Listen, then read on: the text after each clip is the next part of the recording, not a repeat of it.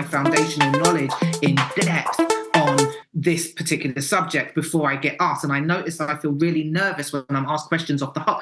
Get to know yourself and use it as a system of experimentation rather than taking information at face value. Right. I just had an encounter with the line one with my son who's a 1-3 last week. He was taking a test to just see if he was ready for a course that that the homeschool co-op here offers in the fall. And anyway, it was a combination of his 1-3 energy, but also he has an open head and ajna. And I just want to tell you the story because I know you're going to find it useful as well as hilarious. But he didn't answer like 15 of the questions on the test. And when I got him home, I was like, why didn't you, I mean, if they're wrong, if you left them blank, they're counted wrong now. Why did you leave those blank? And he said, well, the proctor said that if I wasn't sure to just skip it and come back, that's normal test taking advice, right? I mean, you've been an educator a long time. That's what we tell people, we tell kids. But for my open head with a 1-3, what he heard was, if you're not 99.9% sure that you can answer that question, then just skip it. And I'm like, no. She means if you're 50% sure you don't know the answer, you can skip it. Like if you're only 50% sure you can answer it, then you should try it and experiment with it and then see if you can figure it out. And if you can't, after 2 or 3 minutes, move on to the next question. And that is literally what she meant. But what she literally said was, if you are not sure, and in his open head said, I have to be 99.9% sure. And he's never that sure about anything because he has an open head. He's not even that sure what he wants to eat for lunch, right? So like being 85% sure is sure enough for someone with an open head and ajna. So anyway, and so when I explained to him what she really meant, he was like, oh, I could have answered a lot of those questions actually. I just didn't. And it made me just realize how there's again that's the funny part of the story. The conclusion of the story is that because of his line 1, he didn't feel prepared for the class. I didn't need the test to tell me that. He said, I do need to still work on some of these skills over the summer. I don't feel like I have that depth. And he didn't say it in those words exactly because he's 12, but he said, I don't feel ready for that class. Mm-hmm. I know that I could do it. I just don't feel ready. And so there's a difference so he's not saying I don't feel able. He's saying I don't feel prepared, which is a really line 1 thing to say. I don't feel like I have enough information to go into that class feeling like I've mastered what it takes, the ingredients to be successful in it. And so I'm like, that's cool. We'll just keep working at the pace we're working at. But it really speaks a lot to like how important needing that foundation is for like a secure foundation of information, at least before making a decision, is for a line 1 profile. So which brings me to I guess a question for you with your education experience. How do we support and nurture the 1-3 child in an optimal way? If I kind of do a lot of it by trial and error, but what's some tips that you could give us from your experience in education about how to best support the 1-3 child? Well, firstly, just from my own personal experience, my mum I was from quite a low socioeconomic background when I was growing up. And the one thing that my mum was super hot on was ensuring that I got into a very, very good school. And I thank her to this day because if a 1-3 is not educated effectively, they will suffer in life. Honestly, I mean, I will say with my open head, with some certainty, that it's quite likely they're going to suffer and I've got clients who haven't had that foundational education. So they haven't had a grounding in scholarship. They haven't been taught to develop effective note-making strategies. They haven't been taught how to develop critical thinking skills. So one of the things that I would teach parents is to allow them to develop a culture of inquiry and a spirit of curiosity. Allow them to ask questions, and so teach them how to use Socratic questioning. Again, throughout my life, I was very lucky because, and this may not, I may not even be, maybe I don't know what I'm saying, because when I teach knowing your client by human design, I talk about fractals and I talk about our nodal trajectory. And actually, all of my life, I have bumped into leaders and high quality mentors and teachers. I've had the best teachers my whole life. And my nodal, like my incarnation cross is the right angle cross of penetration 4, but my nodal trajectory is to be the teacher and the educator 45.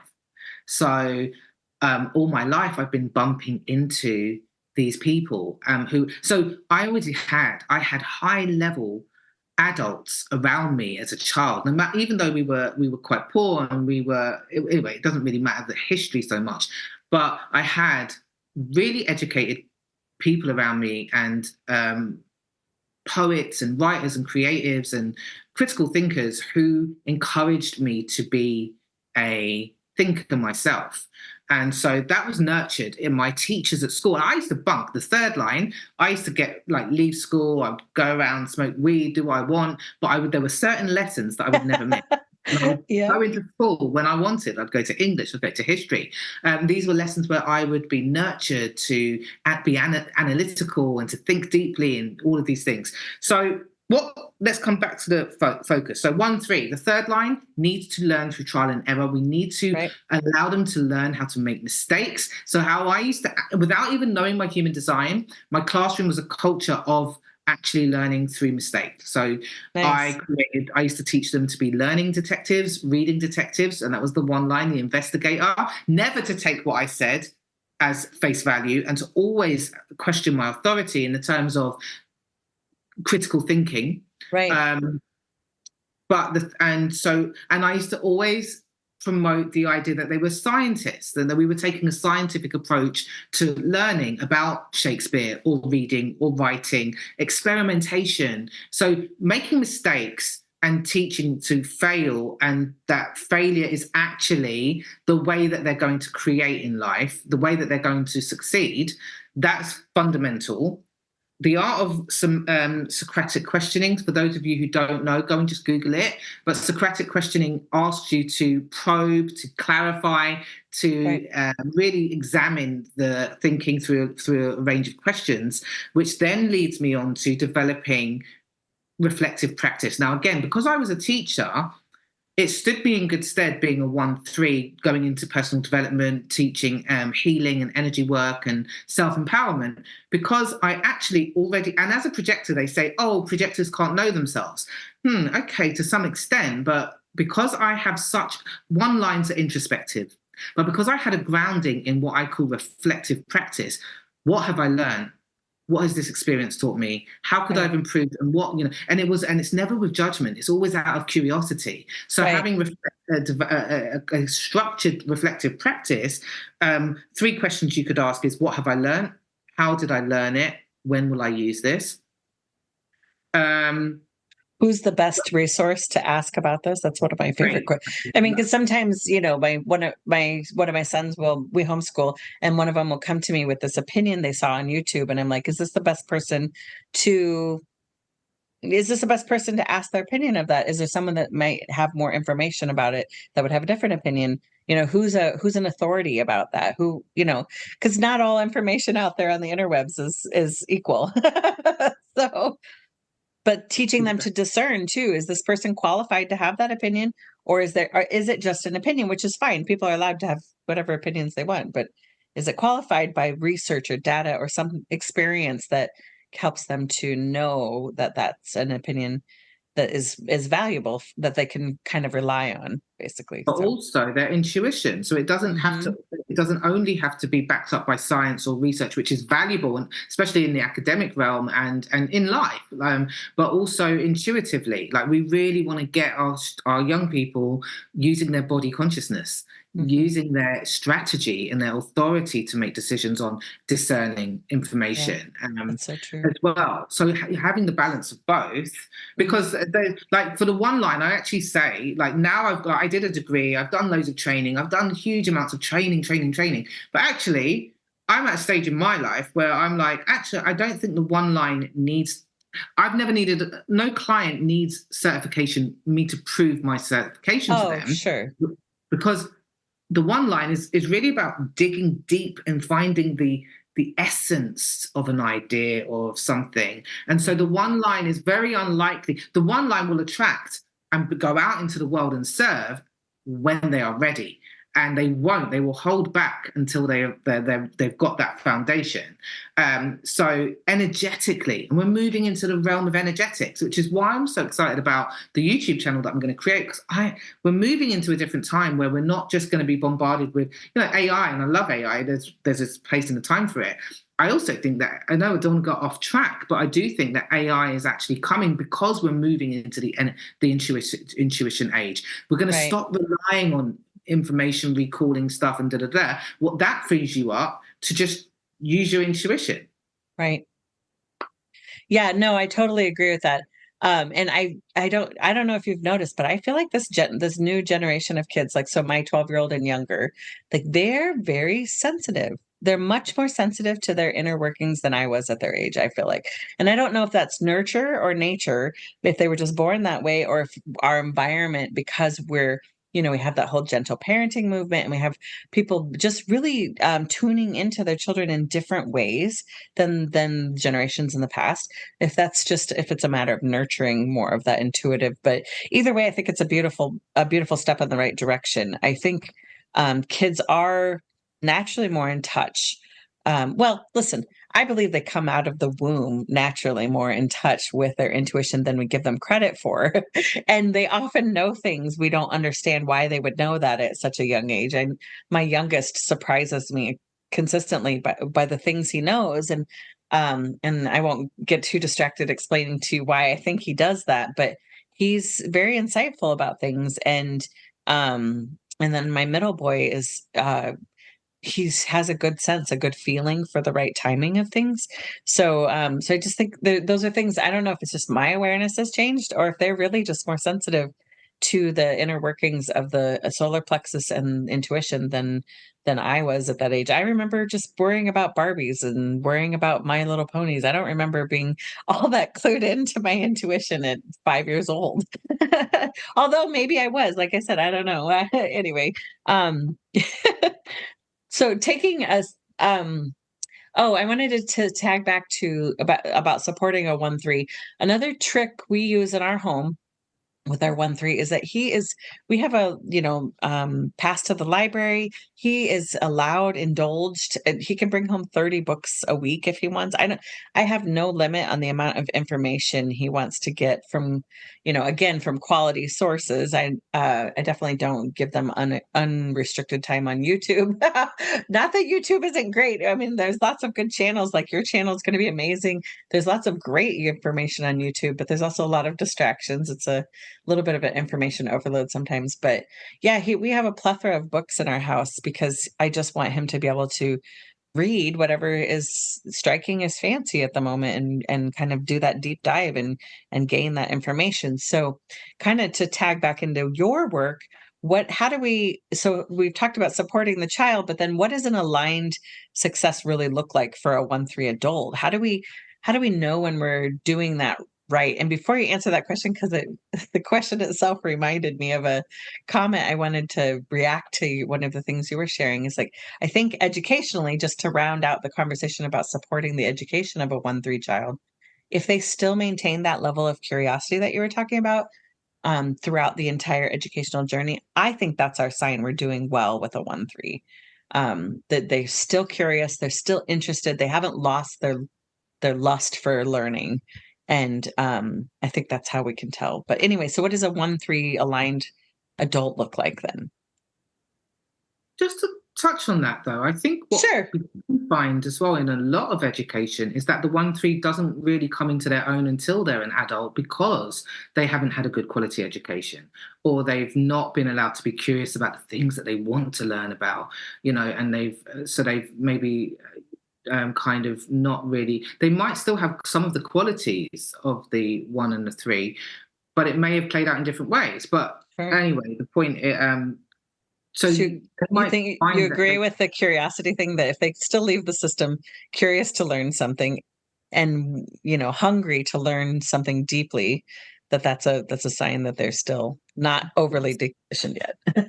Oh, but that's a sign of a good education, and that's one of the things Yes. that I actually used to say. And when I was talking about education a lot in my work, I would actually say, if a child is curious when they've left education, this is a great sign. But if a child Yeah, is not curious when they've left education, this I is a agree. sign of very poor quality education. Right.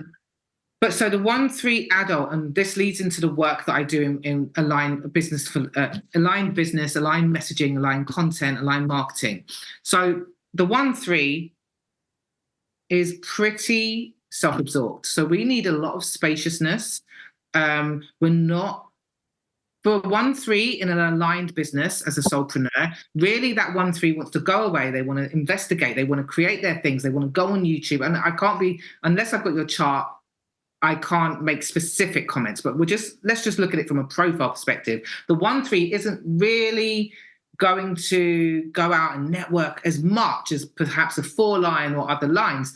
But they need to position themselves as a thought leader and an authority. So they really need to want to lean into that, whether they write books, whether they do a podcast, whether they do a YouTube channel, where they can really shine, and that's where they become magnetic. It's like bees Mhm. to a honey, people, or bees to a flower. People will find you because you're there in your power, in your authority, in your expertise, teaching, showing up, and that is very aligned for you. And that is going to give you success and fulfillment because people are coming to you because they're going to hang off your every word, because they trust you, because you're an authority, because you've had that ground in that area or that sphere that you're interested in. Yeah. The 1-3 and the 1 line in particular needs to be self-sufficient. So we need to make our own money. We need to be really financially independent. Work alone. We probably try to work in corporations, and unless you're leading that thing, you're quite likely going to want to be working as an entrepreneur. The 1 line is very entrepreneurial, Hmm.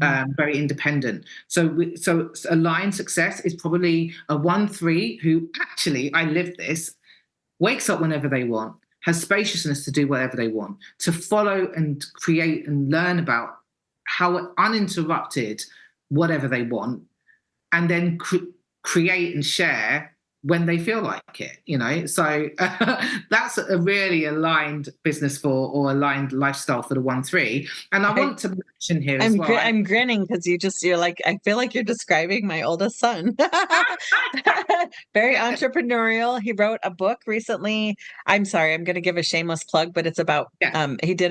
he's fascinated with animals, so he wrote a book. It's on Amazon about pangolins, and all of the proceeds go to help the Pangolin Research Fund. But he wanted to increase awareness to the world about, like, why are these animals endangered? And anyway, so it's funny.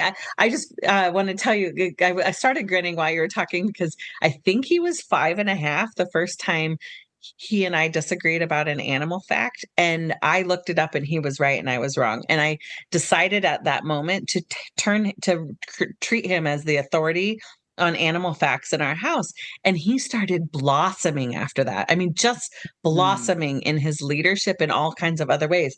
And so I think there's some key connection. He's not the boss of our house, like he's not the final say about all the things.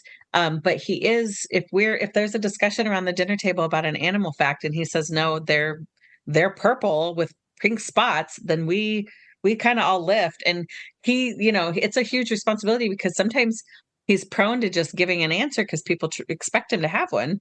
But he's learned to just like sometimes say, "I'll look it up. I'll look it up.